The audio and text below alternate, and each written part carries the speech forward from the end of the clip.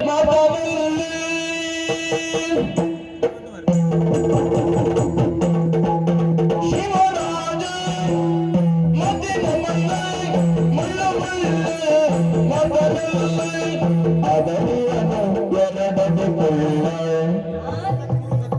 ಹೇಳಿದ್ರಿ ನೀವು? ಎರಡಡಿ ಕುಳ್ಳ. ಬರೇ ಎರಡಡಿ ಕುಳ್ಳ ಅಲ್ಲ, ಮತ್ತೆ 2.5 ಸೇರಿಸಿ 4.5 ಇದ್ದೇನೆ ನಾನು.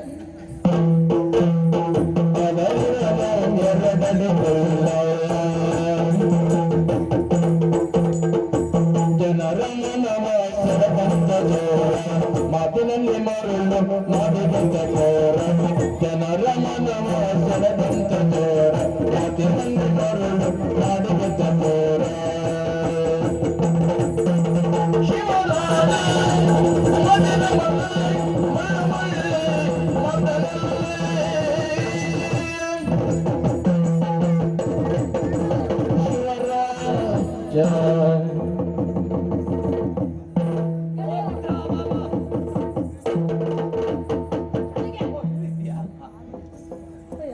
ಏನು ಅಡ್ಡಿಲ್ಲ ಮಾರಾಯ, ತಡ ಆದ್ರೂ ಬೇಕು ಅಂದಿದ್ದೀಯ.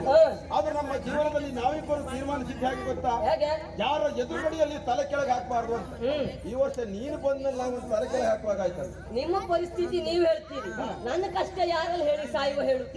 ನಿಮ್ಗೆ ತಲೆ ಕೆಳಗಾಕುವ ಸಮಸ್ಯೆ ಆದ್ರೆ ಒಂದಂತ ಅಷ್ಟು ಜನರೆದ್ರು ತಲೆ ಮೇಲ್ ಮಾಡ್ಕೊಂಡೆ ಮಾತಾಡ್ಬೇಕು. ನನ್ನ ಕುತ್ತಿಗೆ ಎಷ್ಟು ನೋವಾಗ್ಲಿಕ್ಕಿಲ್ಲ. ಖಂಡಿತವಾಗಿ ನಾವೊಂದು ಸಮಸ್ಯೆ ಇಲ್ಲ. ಆದ್ರೂ ಒಂದು ಗೆಳೆಯ, ನಾವು ಮೂವರು ಇದ್ದದ್ದು ಹೇಗೆ ಅಲ್ವಾ? ಇವತ್ತಿನ ಪರಿಚಯ ನಮ್ಮದ್ದು ಅಲ್ವೇ ಅಲ್ಲ, ಬಹಳ ವರ್ಷದ ಹಿಂದಿನಿಂದಲೂ ಪರಿಚಯ ಉಂಟು. ಗುರುಮಠದಲ್ಲಿ ಒಟ್ಟಿಗೆ ಇದ್ದವರಲ್ವೇ? ಹಾಗಾಗಿ ನಾನು ಎಲ್ಲಿ ಹೋದ್ರು ನೀನು ಅಲ್ಲಿ ಬರಬೇಕು ಅಂತ ನಾನು ಹೇಳುವುದು. ಅಲ್ವಾ? ಇವತ್ತು ಯಾಕೆ ತಡವಾಗಿ ಬಂದಿದ್ದೀಯ? ತೊಂದ್ರೆ ಇಲ್ಲ, ಆದ್ರೂ ಹಿಂದಿನದ್ದು ಒಮ್ಮೆ ನೆನಪು ಮಾಡ. ಇದ್ದದಾದ್ರೆ ಹೇಗ ನಾವು ಒಂದೇ ಗುರುಮಠದಲ್ಲಿ 3 ವಿದ್ಯಾಭ್ಯಾಸವನ್ನು ಮಾಡಿದ್ದು ಹೌದಾ? ಒಂದೊಂದು ದಿವಸ ನಮಗೆ ಸಮಯ ಉಂಟು ಅಂದಾಗ ಒಂದೇ ಕೋಣೆಯಲ್ಲಿ 3 ಜನ ಕೂತ್ಕೊಂಡು ಈ ಬದಿ ಮೇಲೆ ನೀನು ಗಾಳಿ ಬಿಡ್ತಾ ಇರು, ಆ ಕಡೆಯಿಂದ ಅವ ಗಾಳಿ ಬಿಡ್ತಾ ಇರು, ಇಬ್ರು ಬಿಟ್ಟು ಗಾಳಿ ನಾನ್ ತಕ್ಕೊಂಡು ರಗಳೆ ಬೇಡ ಅಂತ ಒಂದು ಬದಿ ಮೇಲೆ ಹೋಗಿ ಬಿಡ್ತಾ ಇರು.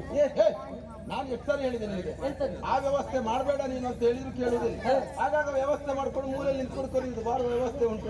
ಎಂತ ವ್ಯವಸ್ಥೆ ಮಾಡಿದೆ? ಎಂತದ್ದು ಗಾಳಿ ಮರಯ? ಗಾಳಿ ಹೌದು, ನಿನ್ನ ಅಭಿನಯ ಎಂತದ್ದು? ಅದು ಗಾಳಿ 2 ಹೊಳ್ಳೆ ಒಳಗೆ ಹೋಗುದು ಬೇಡವಾ? ಒಳ್ಳೆಯ ಅಭಿನಯ, ಅಭಿನಯ ಚತುರ ಕೇಳುದೇ ಬೇಡ.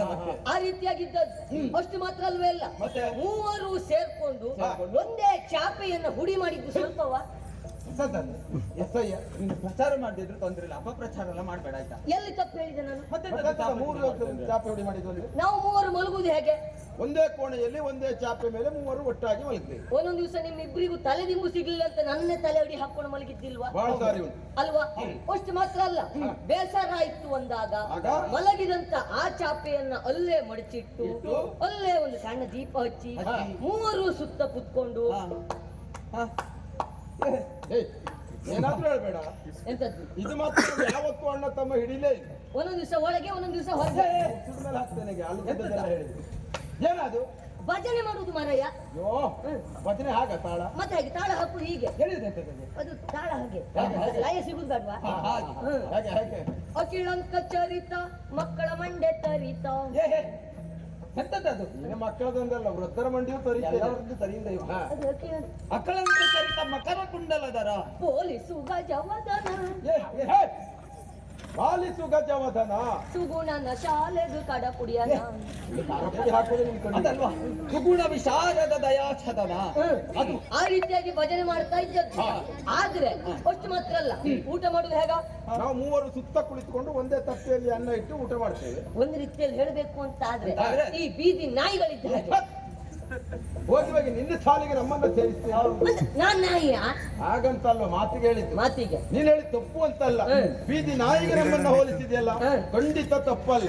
ಯಾಕೆ ಕೇಳಿ, ಒಟ್ಟಿಗೆ ಇದ್ದುಕೊಂಡು ಹಿಂಬದಿಯ ಚೂರು ಯಾಕೂರು ಎಷ್ಟು ಜನ ಇಲ್ಲ ಅಲ್ವಾ? ಮುಟ್ಟುತ್ತಲೇ ಅಣ್ಣ ತಮ್ಮಂದರು ಬೆಳೆಯುತ್ತಲೇ ದಾಯಿವಾದಿಗಳಾಗುವುದಿಲ್ವ? ಹಾಗಿದ್ರೆ ಮನುಷ್ಯನಿಗೆ ನಿಯತ್ತೆನ್ನುವುದು ಉಂಟಾ? ನಿಯತ್ತಿಲ್ಲದ ಮನುಷ್ಯ ಬುದ್ಧಿಜೀವಿ ಹೌದು, ಆದ್ರೆ ನಿಯತ್ತಿಗೆ ಅವ ಬೆಲೆ ಕೊಡುವುದಿಲ್ಲ. ಹಾಗಿದ್ರೆ ನಿಯತ್ತಿರುವುದು ಎಲ್ಲಿ?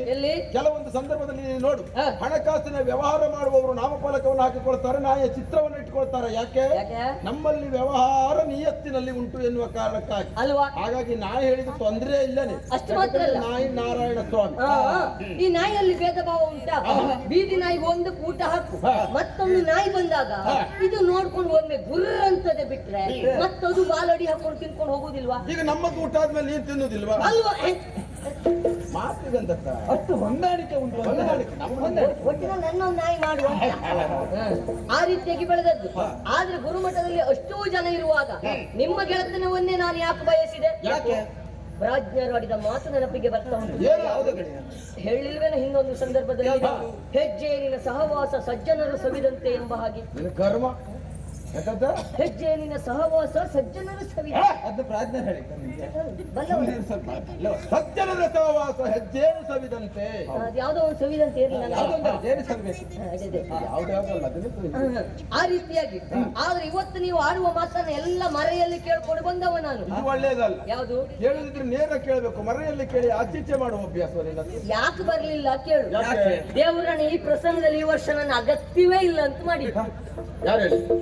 ಈ ವರ್ಷ ಇಡೀ ನಿನ್ನ ಅಗತ್ಯ ಇಟ್ಕೊಂಡೆ, ಈ ವರ್ಷ ಇಡೀ ಇದೇ ಪ್ರಸಂಗವೇ ಅಲ್ವಾ? ಗೊತ್ತಾದ ಮೇಲೆ ನಾನು ಓಡ್ ಬಂದದ್ದು. ಈಗ ನಾಳೆ ನೀನೇನಾಗುದು? ಅರಸನಾಗ್ತೇನೆ. ನೀನಂತದ್ದು? ಇಲ್ಲೇ ಮಂತ್ರಿ ನಾನಾಗ್ತೇನೆ. ನಾನೇನಾಗ್ತೇನೆ ಗೊತ್ತಾ?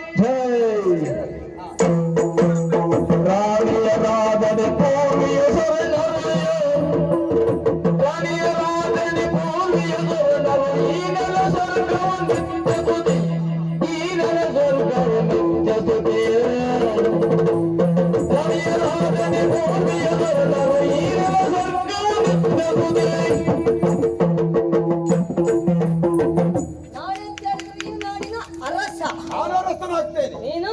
ಇಲ್ಲಿಯ ಮಂತ್ರಿ ನಾನಾಗ್ತೇನೆ. ನಾನೇನಾಗ್ತೇನೆ ಗೊತ್ತಾ? ನಿನ್ಗೆ ಏನಿಲ್ಲ ಅಂತ ಹೇಳುದಾ? ನನ್ಗೆ ಎಂತದ್ದು ಇಲ್ವಾ ಹಾಗಾದ್ರೆ? ಯಾರು ಹೇಳಿದ್ದಾರೆ ನಿನ್ಗೆ ಏನಿಲ್ಲ ಅಂತ? ಎಲ್ಲುಂಟು ಹಾಗಾದ್ರೆ? ನೀನೇನು ಸಾಮಾನ್ಯದವರೇ? ಹೌದು ಮರೆಯ. ಎಂತದ? ನೀನು ಅಸಾಮಾನ್ಯ ಅಂತ ಹೇಳ್ತೀನಿ, ಅನ್ಮಾಡ್ಕೊಡೋದು. ಅಕ್ರಮಾನ್ಯ ನೀನು. ನನಗೆಲ್ಲುಂಟು ಜಾಗ. ಯಾರು ಹೇಳಿದ ಜಾಗ ಇಲ್ಲ? ಎಲ್ಲುಂಟು? ಯಾವತ್ತು ದೇವರನ್ನ ನೋಡುತ್ತಾ ನಮ್ಮ ಮುಖವನ್ನ ಕಾಣಬೇಕು ಅಂತ ಎದುರುಗಡೆ ಅಲ್ವಾ ನಿನಗೆ ಪೆಟ್ಟಿಗೆ ಇಟ್ಕೊಟ್ಟದ್ದು ನಾವು? ಸುಮ್ಮನೀರ, ಅದಕ್ಕೆ ಕೂರ್ಸಿದ್ದಲ್ಲ. ನಿಮಗೆಲ್ಲ ನನ್ನ ಮೇಲೆ ಹೊಟ್ಟೆ ಉರಿ. ಯಾಕೆ? ಪ್ರಸಾದ ತಕ್ಕೊಳ್ಳಿಕ್ಕೆ ಅಷ್ಟೂ ಜನ ಬಂದವ್ರು ಮಿಟ್ಕೊಂಡು ಹೋಗಿ ಸಾಯಿಲೆ ಅಂತ ಕೆಳಗೆ ಕೂರ್ಸಿದ್ದು. ಒಂದೊಂದ್ ದಿವಸ ಹನಿಗೆ ಜ್ವರ ಬಂದು ಬೇಕಾ? ಒಂದ್ ಕೆಲಸ ಮಾಡ, ಪೆಟ್ಟಿಗೆ ಮೇಲೆ ಕೂತ್ಕೊಳ್ಳ. ಅಲ್ಲಿ ಕೂತ್ರು ಅಪಾಯವಿವೆ. ಎತ್ತರ ಸ್ಥಾನ ಬೇಕು. ನೀವೆಲ್ಲ ಮೇಲೆ ಕುತ್ಕೊಳ್ಳೋದು, ನಾ ಕೆಳಗ. ಓ, ಎತ್ತರ ಸ್ಥಾನ. ನಮಗಿಂತಲೂ ಎತ್ತರ ಸ್ಥಾನ ಬಂದಿದೆ. ಯಾವ್ದು? ಒಂದ್ ಕೆಲಸ ಮಾಡು, ಅವರನ್ನು ಕೆಳಗೆ ಇಳಿಸಿ ನೀವೆಲ್ಲ ಕೂತ್ಕೊ. ಅದು ಸಮಸ್ಯೆ ಆಗ್ತದೆ. ಯಾಕ? ನಾಳೆ ದಿವಸ ಬಂದವರು ಸ್ವರ ಕೇಳ್ತಾ ಉಂಟು, ವ್ಯಕ್ತಿ ಎಲ್ಲಿದ್ದಾನೆ ಅಂತ ಬೆಳಿಗ್ಗೆವರೆಗೆ ಹುಡುಕ್ತಾ ಕುತ್ಕೊಳ್ಳಕ್ ಬಿಟ್ರೆ ನಾನು ಎಲ್ಲಿದ್ದೆ ಅಂತ ಗೊತ್ತಾಗುದಿಲ್ಲ. ಸ್ವರ ಕೇಳ್ತದ ಅವರಿಗೆ. ಆ ಜಾಗ ಬೇಡ. ಅದು ಬೇಡ. ಮತ್ತೆ ಯಾವ ಜಾಗ ಬೇಕು? ಹಾಗಿದ್ರೆ ನಿನಗೆ ಎಷ್ಟು ದೊಡ್ಡ ಜಾಗ ಬೇಕಪ್ಪ? ನನಗೆ ಹೆಚ್ಚು ದೊಡ್ಡ ಜಾಗ ಬೇಡ. ಅನ್ನದ ತಟ್ಟೆ ಕೊಟ್ರೆ ಅದ್ರಲ್ಲೇ ಒಂದು ಬದಿ ಮೇಲೆ ಕುತ್ಕೊಳ್ತೆ. ಆದ್ರೂ ಗಟ್ಟಿ ಸ್ಥಾನ ಬೇಡವಾ? ಯಾವುದು? ಈಗ ನಾಳೆ ನೀನು ಅರಸ, ನೀನು ಮಂತ್ರಿ. ಪಟ್ಟ ಏರುವ ಮುನ್ನ ಪಟ್ಟ ಮಹಿಷಿಯನ್ನ ಕಟ್ಟಿಕೊಳ್ಳುವಂತಹದ್ದು ಶಿಷ್ಟಾಚಾರ ಮಾತುಂಟು. ಹೌದಾ? ನಾಳೆ ದಿವಸ ನೀವು ಮದುವೆ ಆಗ್ತೀರಿ. ಮದುವೆಯಾದ ಬಳಿಕ ನಿಮ್ಮಿಬ್ಬರ ಹೆಂಡತಿಯರ ಅಂಗವೀಕ್ಷಕನಾಗಿ ನಾನಿರ್ತೇನೋ. ಕತ್ತಿ ಬಾಯಲ್ಲಿ ಕಡಿಯುವುದಲ್ಲ, ನಿನ್ನ ಕತ್ತಿ ಬೆನ್ನಲ್ಲಿ ಕಡಿತೇನೆ. ಅಂಗವೀಕ್ಷಕಲ್ಲಿ ಇವನು ಅಂಗಾಂಗವನ್ನು ಕತ್ತರಿಸಬೇಕು ಇವತ್ತು. ನಿಮ್ಮಿಬ್ಬರ